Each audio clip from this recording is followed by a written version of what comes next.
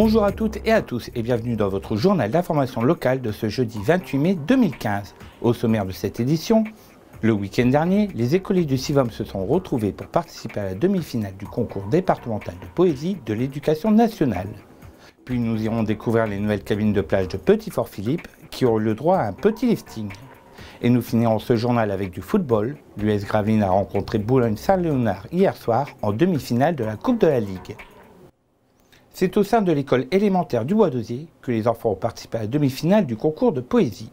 Concours organisé par la DDEN, les délégués départementaux de l'éducation nationale. Un moment important et stressant pour les jeunes dont l'enjeu est une place en finale. Emmanuel Depecker. Le silence était absolu dans la salle d'examen, la concentration de rigueur. Même si les 120 demi-finalistes se sont bien préparés pour le concours, ils ont pu réviser leur poésie juste avant de passer devant le jury. Hier, je l'ai répété, j'avais eu des fautes et après j'ai refait, j'avais plus de fautes. Des fautes, oublier une strophe, pouvaient être pénalisants pour les enfants. D'autres critères étaient pris en compte par le jury, comme l'attitude du candidat et son élocution. Elle est tombée ce matin, elle ne tenait plus très bien. À la place, il y a maintenant un petit trou sur le devant. Donc quand même les petits, des difficultés d'élocution, mais néanmoins, là on va dans les classes et on voit que les petits s'appliquent pour réciter leur poésie. Certains, comme Tom, étaient très à l'aise devant les camarades et le jury, et pour d'autres, il fallait surmonter la timidité. Quand on lui avait pris sa jolie corde à sauter, c'était un cheval qui l'emportait sur son cœur. Les meilleurs poètes se rencontreront pour la finale le samedi 6 juin à la salle de la Concorde à Petite-Sainte. Cette année, la plage de Petit-Fort-Philippe va se parer de ses plus beaux atouts pour accueillir les vacanciers.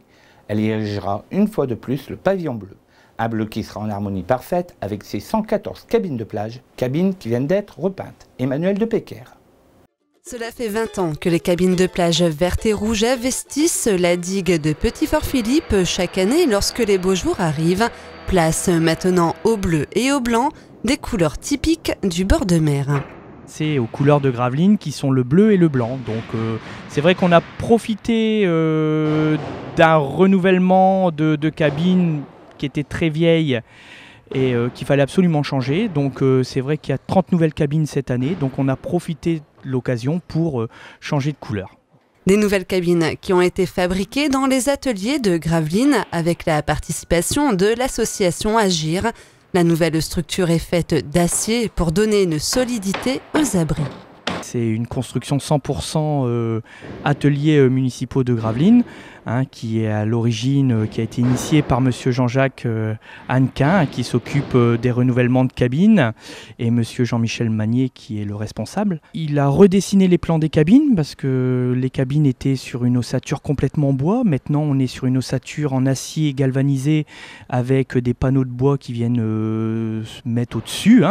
Et donc, effectivement, on a gagné en poids. Les cabines font 200 kg de moins, et on espère qu'elle durera plus longtemps dans le futur. On espère que les cabines, grosso modo, ça a une durée de vie de 20 ans. Donc on espère aller au-delà avec ce nouveau procédé.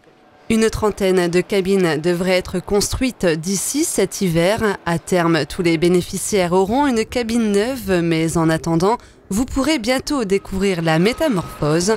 Les cabines de plage devraient être installées sur la digue cette semaine. En football, enjeu hier soir pour l'US Gravelines. Une demi-finale de la Coupe de la Ligue à domicile. Seul hic en face, c'est le leader incontesté du championnat, Boulogne-Saint-Léonard. Un leader qui n'a jamais battu Gravelines en championnat.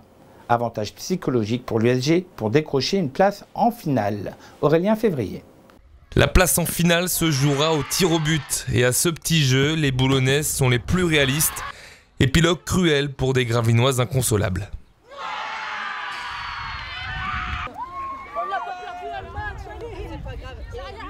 les filles sont un petit peu déçues, mais c'est la loi des tirs au but et je pense que voilà, dans le contenu du match, on n'a pas à rougir. On a rivalisé tout au long de la saison avec elles sur 2 matchs nuls. Aujourd'hui, on refait un match nul et je pense que dans le contenu en première mi-temps, on aurait pu effectivement plier le match.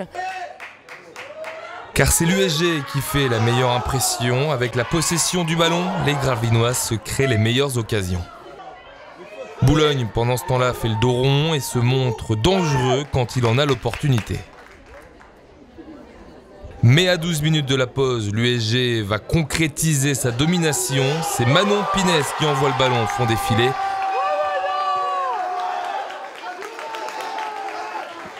Un but à 0, ce sera le score à la mi-temps. En manque de compétition, les Gravelinoises ne vont pas réussir à rééditer leur première période.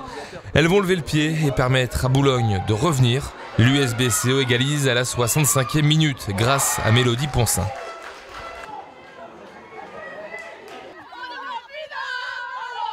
La suite, malheureusement, on la connaît. Véronique Rogerie, elle, veut se servir de cette demi-finale pour préparer l'avenir.